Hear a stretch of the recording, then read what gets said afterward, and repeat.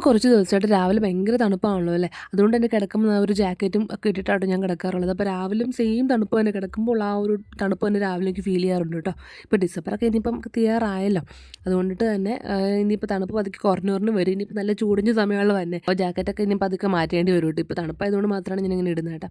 പിന്നെ കടലക്കറിയും പുട്ടുമാണ് രാവിലത്തെ ബ്രേക്ക്ഫാസ്റ്റിന്. അപ്പോൾ നിങ്ങൾ ഓർക്കും എന്താണ് ഇതെവിടെ എപ്പോഴും കടലക്കറിയാണുള്ളതെന്നുള്ളത്. കടലക്കറി ആകുമ്പോൾ പിന്നെ എല്ലാവർക്കും അങ്ങ് പൊക്കോളും, ഒരുപോലെ കുഴപ്പമില്ല.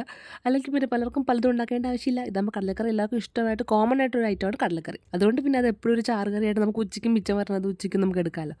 അങ്ങനെ ഇന്ന് കടലക്കറി ഉണ്ടാക്കാമെന്ന് വിചാരിച്ചു. കടലക്കറി ഞാനിപ്പോൾ ഉണ്ടാക്കാൻ തുടങ്ങിയിട്ട് കുറച്ചായിട്ടോ. അപ്പം ഞാൻ കുറച്ചും കൂടെ തിക്കായിട്ട് ഗ്രേവി ആ ഒരു ലാസ്റ്റ് വരുന്ന കടല കുറച്ച് അരച്ചിട്ട് ഇത്തിരി തിക്കായിട്ട് അങ്ങ് എടുക്കും കേട്ടോ. അപ്പം പിന്നെ എനിക്ക് അങ്ങനെ തിക്കായിട്ട് ഗ്രേവി കഴിക്കാനാണ് ഇഷ്ടം. കുറേ വെള്ളം പോലെ ഇങ്ങനെ ആവണേക്കാളും കുറച്ചും കൂടെ തിക്കായിട്ട് ഗ്രേവി കിട്ടുന്നതാണ് ഇഷ്ടം.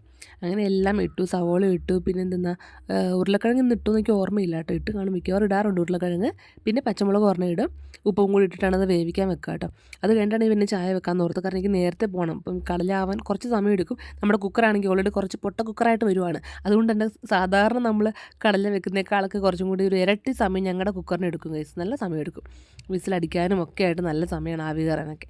അതുകൊണ്ട് ഞാൻ കുറച്ച് നേരത്തെ തന്നെ പാലൊക്കെ വെക്കുന്നതിന് മുന്നേ തന്നെ ആദ്യമേ കടല അങ്ങ് വെച്ചു കേട്ടോ. പിന്നെ പൊളിച്ച് വെച്ച് ഇഞ്ചി എന്താണ് നമ്മുടെ വെളുത്തുള്ളിയൊക്കെ ഇട്ടൊന്ന് ചതച്ചെടുക്കുക കേട്ടോ. ഫസ്റ്റ് എണ്ണയിൽ കടുകിട്ടിട്ട് ഇതങ്ങ് ഇടാമല്ലോ എന്ന് ഓർത്ത് അതങ്ങ് ചതച്ച് വെച്ചു. അപ്പോഴേക്കും നമ്മുടെ പാലൊക്കെ ആവുന്നുണ്ട്. എൻ്റെ കാലിൽ കൂടെ എന്തോ ഒരു ഉറുമ്പ് കയറി വരും കേട്ടോ. അതാണ് ഞാൻ ഇങ്ങനെ കാലിങ്ങനെ കുടഞ്ഞുകൊണ്ടിരിക്കുന്നത്.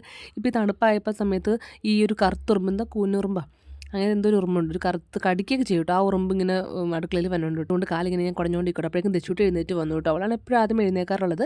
അതിന് മുന്നേ അമ്മച്ചി എഴുന്നേറ്റായിരുന്നു. അങ്ങനെ അവളെയും വെച്ചുകൊണ്ട് ഇത് ചായയൊക്കെ നാറ്റി ദശൂട്ടി ഞാൻ കൊണ്ട് പല്ല് ഏൽപ്പിക്കണം, പാല് കൊടുക്കണം. അപ്പം നമ്മുടെ കടലൊന്ന് വെന്ത് വന്നിട്ടേ ഉള്ളൂ. അപ്പോൾ ആ ഒരു സമയം കൂടെ കടല അത്യാവശ്യം നന്നായിട്ട് വെന്തോളൂ കേട്ടോ. അപ്പോൾ അങ്ങനെ ഇരിക്കുന്ന ദശൂട്ടി പിന്നെ ഞാൻ പല്ല് ഏൽപ്പിക്കാൻ കൊണ്ടുപോയിട്ടുണ്ട്. ഇപ്പോൾ തന്നെ അങ്ങനെ പല്ലേക്കാറായില്ലല്ലോ. കുഞ്ഞാണെങ്കിൽ കൊടുത്താൽ ഇത്തിരി മെനക്ക് നല്ല നീറ്റായിട്ടൊക്കെ പല്ല് കഴിച്ചോളും. ദശൂട്ടി പിന്നെ അത്ര ആവാത്തത് കൊണ്ടിട്ട് തന്നെ അല്ലാണ്ട് ഒരു കുഞ്ഞ് കേടും കൂടെ ഉള്ള പല്ലിന് വന്നിട്ടുണ്ട്. അതിങ്ങനെ ഡെവലപ്പ് ചെയ്യുന്നുണ്ടല്ലോ എന്ന് ഓർത്തിട്ട് ഞാൻ തന്നെ ആയിട്ടിനായിട്ടും രാവിലെയൊക്കെ ഞാൻ തന്നെയാണ് പല്ലേപ്പിക്കാറുള്ളത്.